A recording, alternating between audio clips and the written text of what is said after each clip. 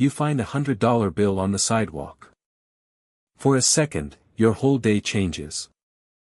Then you lose $100, maybe your card gets charged twice, maybe you leave your wallet somewhere. That feeling is not the same size. It is not even close. The loss cuts deeper than the gain ever lifted you.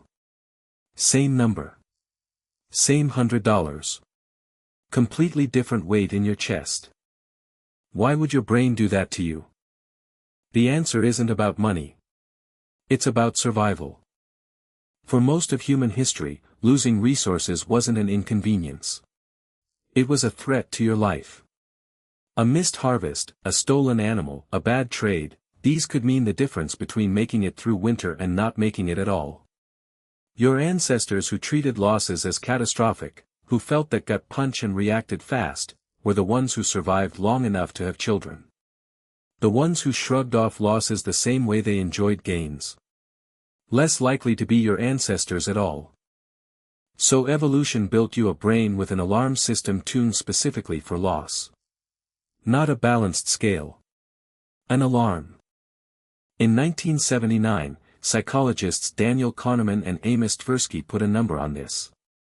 They ran experiment after experiment, asking people to choose between guaranteed amounts and risky bets with the same expected value. What they found became one of the most cited discoveries in behavioral science: losses feel roughly twice as intense as equivalent gains. Lose $50, and it hurts about as much as gaining $100 feels good. They called it loss aversion. And it rewired how economists understood human decision-making, because it proved something uncomfortable: you are not a rational calculator. You are a creature running ancient software on a modern problem. Here's where it gets stranger. This isn't just a mindset. It's a measurable event inside your skull. In 2006, neuroscientist Benedetto DiMartino and his team put people into brain scanners and watched what happened when they faced financial decisions framed as gains versus losses. The amygdala, the same ancient structure that flares up when you sense danger, lit up dramatically more during potential losses. Your brain isn't using a metaphor when it says a loss hurts. It is activating circuitry closer to physical threat than to disappointment. Think about what that means. The part of your brain built to detect a predator in the grass is the same part firing when your investment account dips red for a day. You are not weak for feeling this. You are wired this way. Every human is. And this wiring explains behavior that otherwise makes no sense. It explains why you'll drive across town to save $10 on a $100 purchase, but won't bother saving $10 on a $1,000 one, even though the amount saved is identical. The dollar value stays the same. The feeling changes completely. It explains why investors hold on to losing stocks far longer than they should, refusing to sell, waiting for the stock to get back to even, because selling at a loss means officially feeling that loss, and your brain will do almost anything to avoid officially feeling it. Economist Richard Thaler built on this idea with something he called mental accounting, the discovery that you don't treat money as one single pool. You treat it as separate little buckets, each with its own emotional rules. Money from a bonus feels different from money from your paycheck, even though a dollar is a dollar. And a dollar lost from your safe bucket feels far worse than the same dollar lost from a bucket you'd already mentally written off. Here's the twist that makes this even more interesting.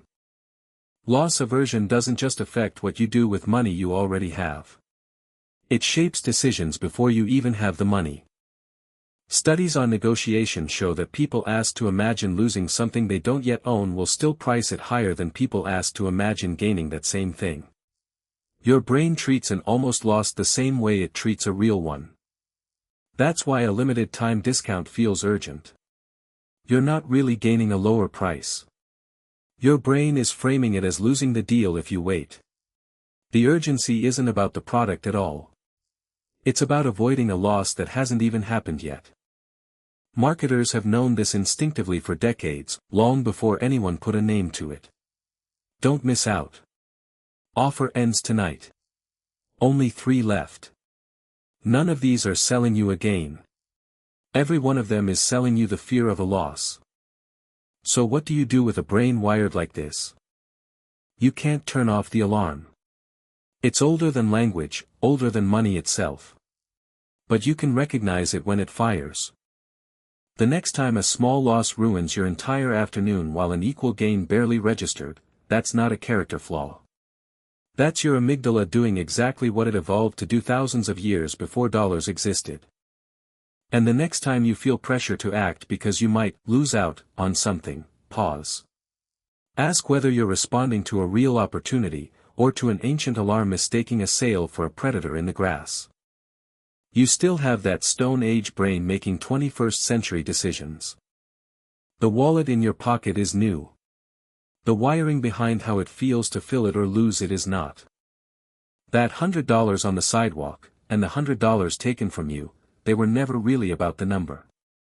They were about which version of you evolution decided to protect first.